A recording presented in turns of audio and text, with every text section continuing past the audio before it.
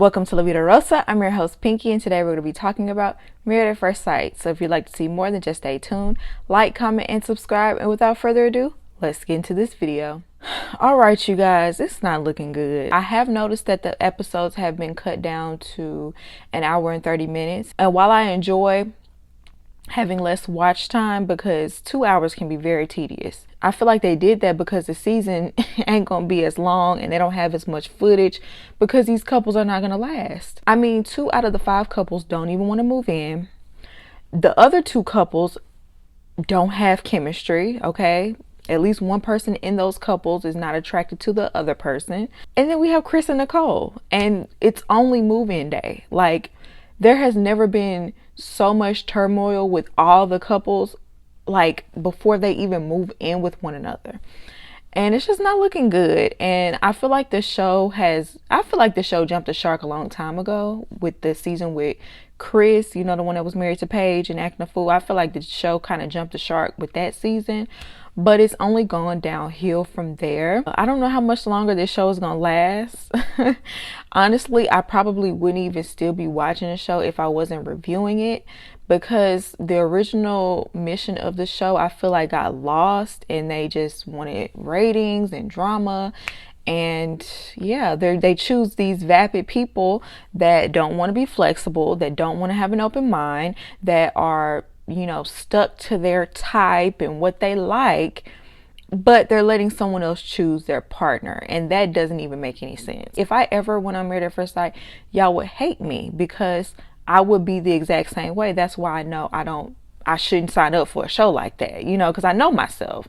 And so I feel like a lot of people, either they're not being honest with themselves, or they just want to be on TV for the exposure, or, you know, for whatever reason, but it doesn't seem like people actually want to get married. And sadly, oftentimes people that are being genuine, that do want to find a match, oftentimes they get matched with someone who doesn't have the same intentions, and that's just sad. But I feel like I'm rambling at this point. I had to do my little mini rant in the beginning because the show is just so disappointing these days. But let's just get into it. Let's start with Nicole and Chris.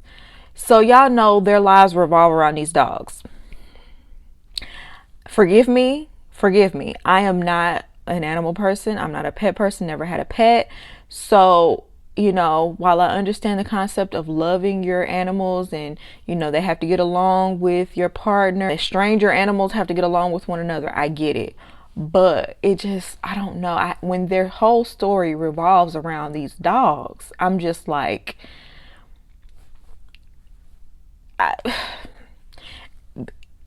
from the outside looking in, I just don't get it. And so maybe y'all can explain it to me in the comments. I don't get it. But thankfully, his dogs met her and they love her. You know, he's died hard for them dogs. I mean, he'll lay down his life for them dogs. So if that didn't happen, I'm sure the relationship would not have worked. So thank God. And also thank God the dogs get along with one another. At least they're not attacking each other like last season. She decided to let her dog stay with her father, and that's a compromise she was willing to make. I hope she doesn't have to continue to bend over backwards for this man. I hope he is willing to make compromises as well, because later on they have a conversation about how both of their leases are going to be up by the end of the 8 weeks, and they have to kind of decide now what they're going to do, whether they're going to let their apartments go or whether they're going to keep their leases. He thinks that they should keep their separate places for another 9 months as kind of like as a backup plan, just in case it doesn't work out. And you know, she feels like, you know, it'll be sending their relationship backwards. Like, it'll feel like they're dating and they're not married. And I tend to agree with Nicole. Even Pastor Cal agreed with Nicole. It's crazy. Nicole did not speak up. Like, she does not agree with this at all, but she didn't want to ruffle any feathers. She didn't want to rock the boat. And I don't know. I just feel like there's going to be some resentment that comes from that, from Nicole constantly giving in and not really saying her opinion. In the beginning of that conversation with Pastor Cal, they discussed how she does have like a little attitude, and, you know, does that concern Chris? And they pulled up a clip where she was going off about a picture, I guess, that the photographers or the producers chose of them on their wedding day. And she went on like a nice little long rant and showed the picture to like the security cam footage. Like, she was going off on the producers about this picture. And I ain't gonna lie, that kind of freaked me out too, because she went on for a long time. It was like, you know, it's one thing not to like the picture, but the way she was going on and on and on, yeah, that would concern me a little bit. And Pastor Cal asked him, like, you know, does that concern you if that could possibly be directed at you? And he said he's not worried at all. He's learned how to have a backbone in his relationships. And I mean, I guess he has, because he running the show right now. Nicole is, you know, I think Nicole is scared for that crazy part of herself to come out. But I think, Nicole, you kind of need to, you know, you need to work on that. You should be able to have a disagreement and stand up for yourself without going crazy, and also without denying yourself of what you truly want.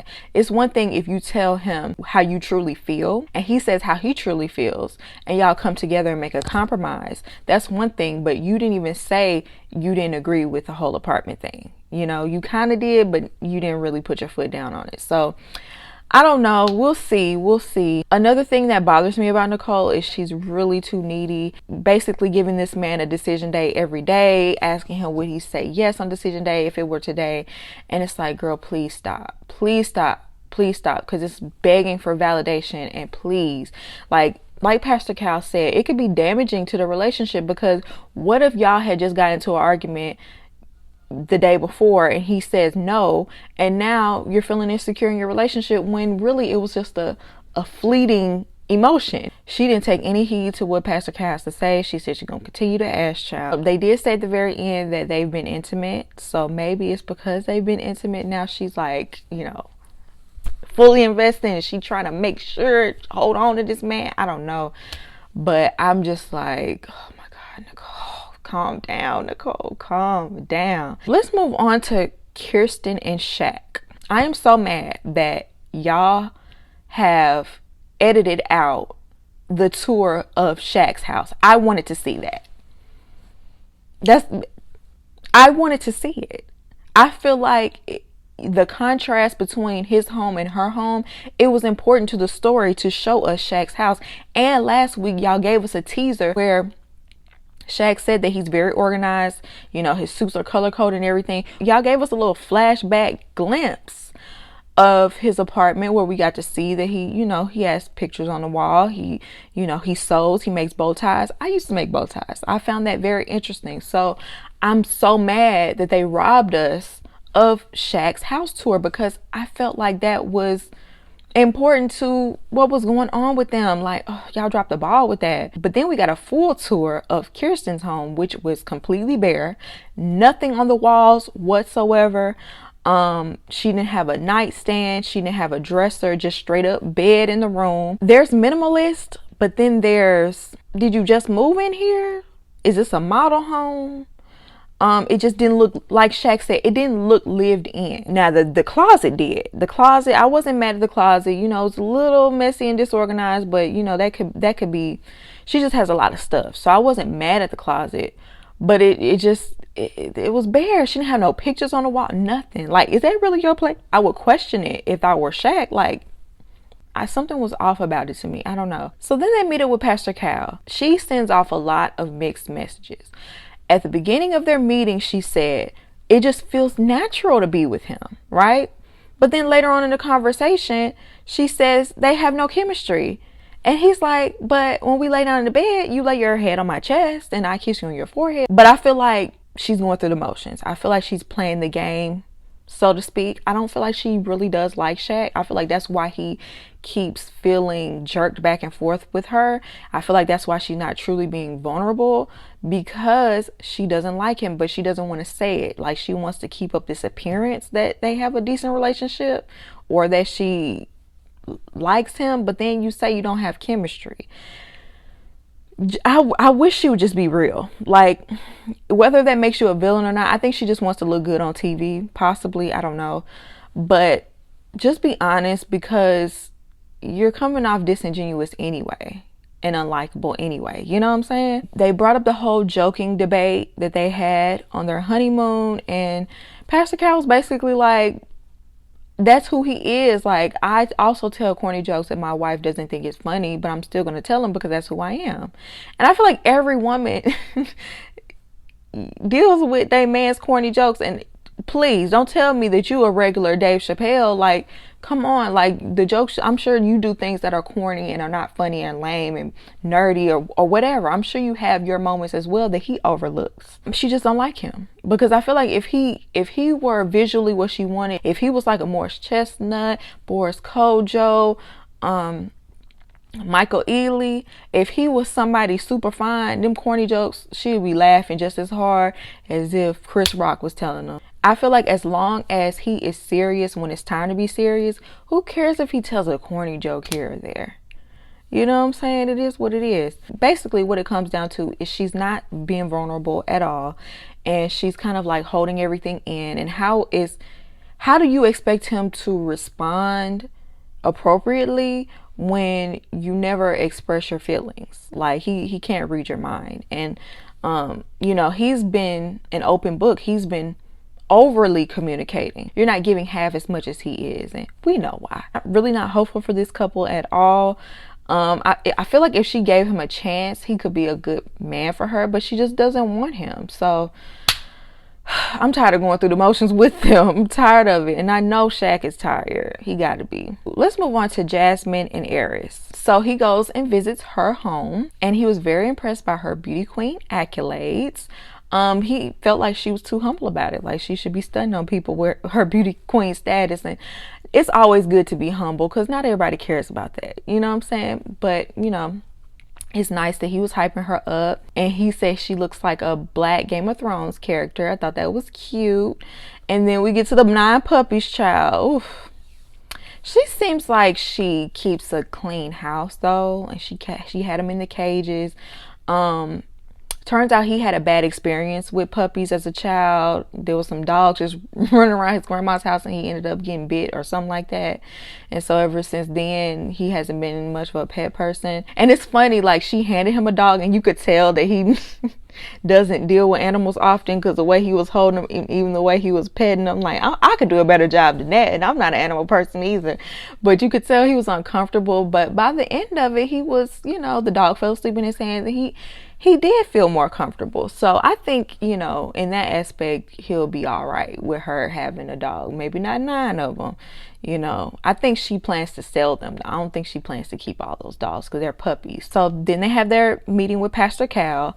And y'all, this meeting was so brutal to me. Like, and she took it on the chin. Like, she was fine. Like, she was strong. Like, she dealt with what he had to say very well, because I don't know if I could deal with that.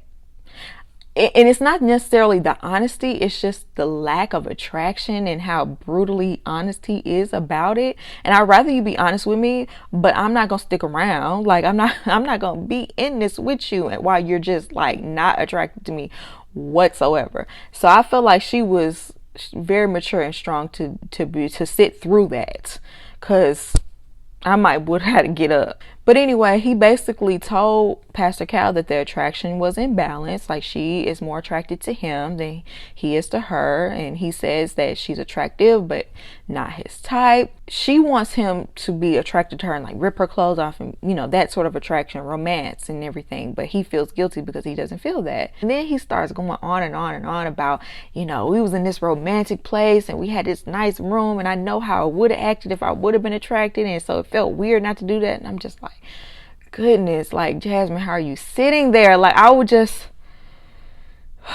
not necessarily mad at him for his feelings. You can't force attraction. So I'm not mad at him for feeling that way, but I'm just like, dang, like, that's a lot to hear. So Pastor Cal told him that he's just too in his head. Maybe the fact that he kind of feels forced by the situation to be attracted to her is kind of causing him to rebel a little bit or be like bullheaded about it. I don't know. I think he's just not attracted to her. They do have physical contact. You know, they hold hands and he'll put his hand on her leg, and they feel comfortable doing that. It doesn't feel forced. But that doesn't automatically mean you have a connection just because you can do that. People sleep together every day and don't have a connection. They just doing it. You know what I'm saying? But she likes the fact that he was honest. She likes that bluntness. That's what she's used to in her family. And, you know, she actually respects him for being honest. And, you know, Pastor Cal asked them to say some things they like about each other. So she likes his honesty, work ethic, and the fact that he does try to make her comfortable, you know. And he likes the fact that she's a great role model, you know, that she has great family values, she's close with her family, and also that she's a go-getter. You know, she has her hands in a lot of pots. He likes that about her. And he feels like she'll be a great mother, so he knows her value. And that's the thing that kind of scares me in this situation. Like, I hope he doesn't stick around just to, like, not use her, but use her. He, like, because on the other episode, he was like, well, I know if I got in an accident, you'll be there sitting with me, you'll wipe my butt and everything. And it's like, is that all she's good for? Like, I wouldn't want to stick around for someone just to basically, I could be their mule when they need it, but you're not physically attracted to me. I don't feel wanted. I don't feel, you know, loved in that way. I want Jasmine to get away from him. I don't even want them to continue and him like try to figure out whether he likes her or not. Like, you deserve someone who knows, like, without a shadow of a doubt, that he wants you. Because I just don't feel like Eris is the type of person. I don't think he has enough maturity to have attraction grow. I just don't think he's there. From what I've heard from him, I feel like he has arrested development and he's kind of stuck in his teenage years. But that, I ain't no professional, but that's what I feel. Child, let's move on to Clint and Gina. Gina wearing me out. Gina is wearing me out. I feel like she's playing in Clint's face. I feel like she's playing in Pastor Cal's face. I feel like she's playing in our face. Okay? What are you doing here? So let's get into the specifics. What I don't like about the situation is Clint, regardless of what happens, he's always ready to start with a new slate and, you know, be happy and hopeful. And, you know, every time he comes in, it's like, you know, I'm ready to go for it. I'm ready to do this. She comes in and shoots it down every single time. Like, that's what she did when she first told him that she didn't like gingers. He was like, you know, I'm really excited about this relationship, where it could go, da da da. And here you come, well, I don't see any physical chemistry. I'm not even attracted to men with red hair. You know what I'm saying? And she did the same thing this time. Like, he was talking about being excited to move in, take the next step, and, you know, be around each other, get to know each other better. And she doesn't want to move in. She says she feels like there's no progression or romance. Girl, it's been a week. Let's be honest. And she feels it would be uncomfortable to live day to day, tiptoeing around each other, walking on eggshells, trying to see if there's compatibility. Look, you done skipped that step already. Y'all are married. Y'all are married. Like, you went on a honeymoon with him. You stayed in the same room with him. You stayed in the same bed with him already.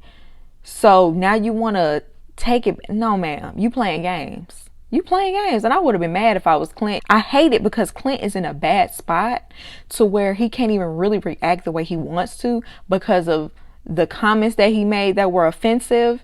So now he's kind of like in this box where he can't even say what he wants to say, because I know Clint wanted to say something, but he has to stifle himself because she's going to play the victim if he actually tells the truth. You know what I'm saying? Clearly she's not even trying to give the relationship a fighting chance if she won't even move in. And I feel like they haven't even had that series of issues for her not to want to move in. He even offered to stay in the second bedroom and she was just like, no, it just feels forced. So then we have the meeting with Pastor Cal. I feel like she was being extremely manipulative with Pastor Cal. She told him that when she first meets someone, she focuses on the positive attributes before she looks at what she doesn't like. That's a lie, because on the day that y'all met, on your wedding day, immediately the very next day, you told his family that you don't like redheads. A few days later on your honeymoon, you told him you don't like redheads. That's focusing on the negative. You started all of that. She tried to bring up the athletic and slender comment. Basically, she was just trying to sick Pastor Cal on him, like, get him. Because, you know, anytime a man comments on a woman's weight, that's going to make someone want to defend them. Clint was like, yeah, I might have had a little faux pas with how I said it, But she the one who started it, saying she didn't like men with red hair. She didn't like gingers, and that was offensive to me. And she tried to hurry up and brush it off. Yeah, well, in the hair community, it's okay to say ginger. Well, he was offended. So his offense isn't as great as yours. And she tried to bring it back on him by saying, well, you don't even know how athletic I am. I could compete with you in the gym. And Pastor Cal, basically said, it's stupid for y'all to spout off things that you don't like about each other in the beginning of the relationship. It's just dumb. And it is. I agree with that. I don't think you should do that, but we need to address the matter at hand. And Gina, you the one who started that, and you need to address the fact that you be offending people too. She don't ever want to take accountability, and she want to play the victim. I did not like that. I felt like she really tried to manipulate this situation. So then they moved on to the fact that she doesn't want to move in with Clint, and Pastor Cal was like, well, I don't even see a lot of hostility between you two to make you not want to move in. He called her out for basically taking the first steps towards ending the relationship. Like, don't try to act like not moving in is not a big deal. Like, that means that clearly you don't want to be with him.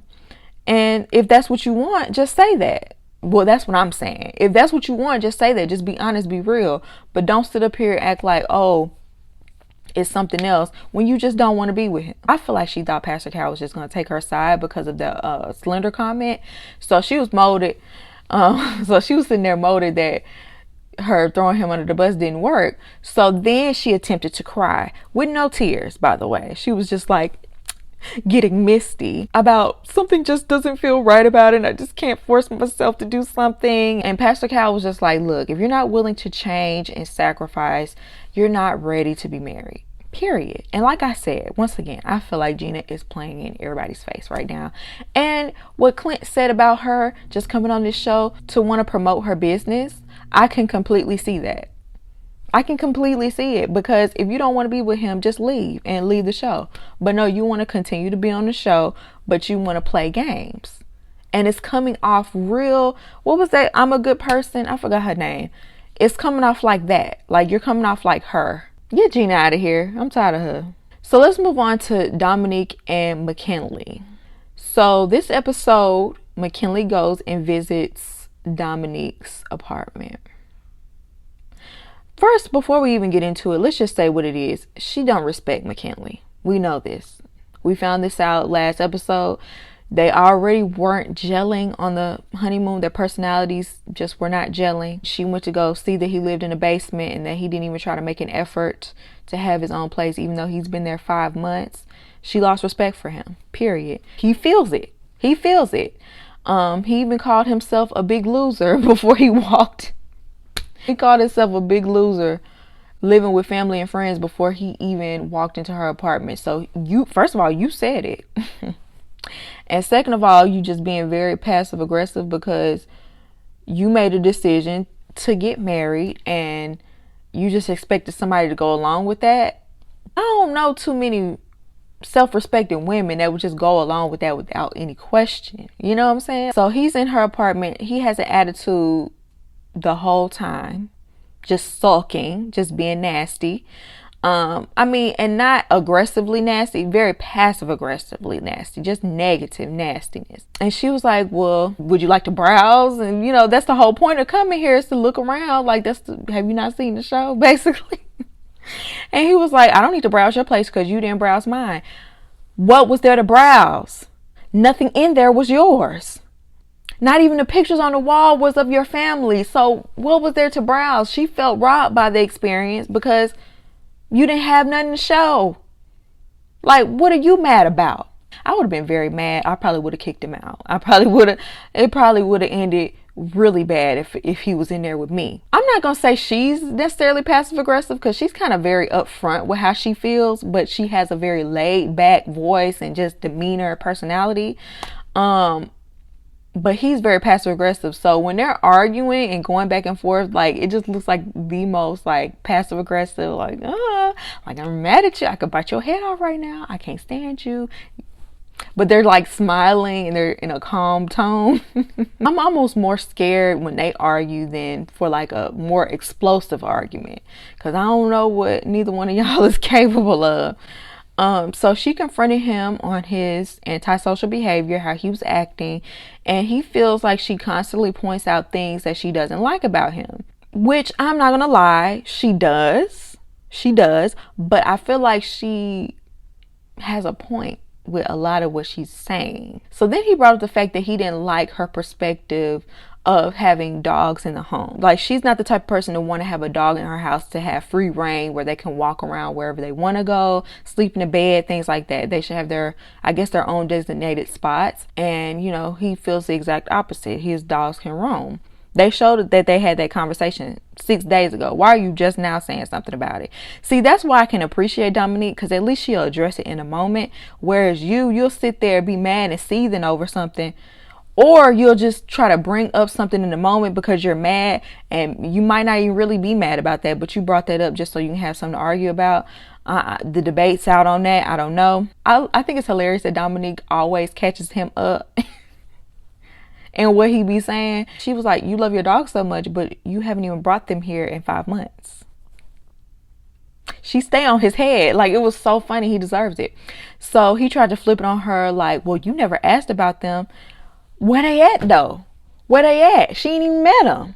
I love that she called that out about him, because his moves don't make sense at all. Like, you love your dogs, but you won't even get a place to have your dogs with you. You claim money isn't an issue, but you're not moving like money isn't an issue. You're not behaving like that. Your actions don't show that. So they had this whole argument in the car on the way to move into their new apartment. So by the time they get there, she mad. She don't want to move in. I don't feel like they have malicious intent towards each other, but they're just prickly towards each other. They just don't mesh. They don't, like, I feel like she doesn't coddle him the way he wants to be coddled, basically. He can't defend his life decisions. That's what I get from it. I'm sorry, I just don't trust him. I don't trust him at all. I do not. I don't trust him. He be lying and then call it a joke. So then they meet up with Pastor Cal.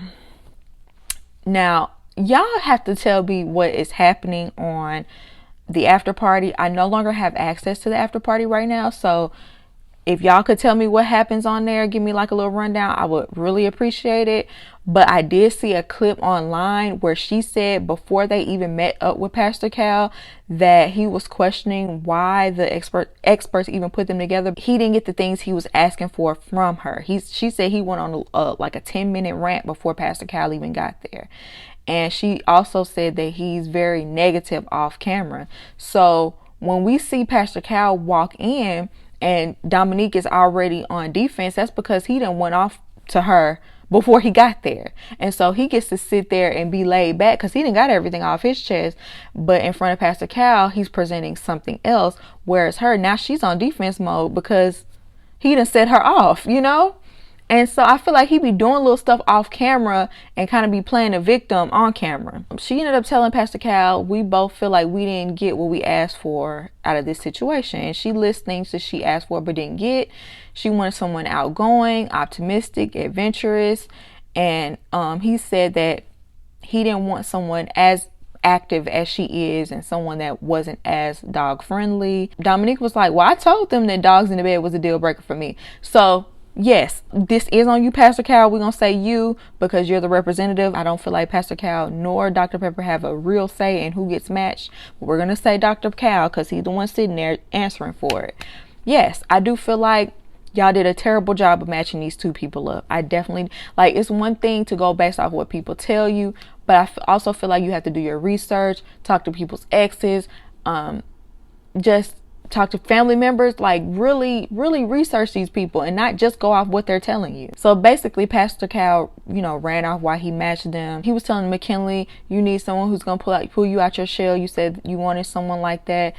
Dominique, you said you wanted someone older. And she was like, oh, you said older? Well, I thought somebody at that age would be more established. Why Pastor Cal looked like he was holding in a laugh? He knew she was right. Why would y'all ever choose someone who's living in a basement? Ain't he like at least mid-30s and he's living in a basement and trying to get married? Like, why is he even an appropriate candidate? Like, why would y'all even choose someone like that? Pastor Cal completely brushed that off And I did not agree with that. I feel like he should have addressed that. Now, it's one thing to be staying in somebody's basement during hard times. I'm not against that, especially, you know, that's what friends and family are for. But you shouldn't be trying to get married at that point. You know, at least have your own apartment. McKinley was like, I would rather him have 4 roommates than be living in a basement. And while she was trying to explain why she felt that way, he kept talking over her, and she just was completely fed up at that point. She done. She knows what she wants, and it's not a basement dweller. Period. I've been seeing Dominique get a lot of hate. And in the beginning, I could understand, because Dominique, you know, she represented herself as someone who was more mature, an old soul, if you will. And she's really not. Like, she's very youthful. She's 25 years old. But she's got a lot going for herself. She has a good job. She has a place of her own. And I feel like she's looking for someone with stability. They matched her someone who wasn't stable. So she's not getting what she wants. And I feel like McKinley is deceitful. I don't feel like he was ready for this.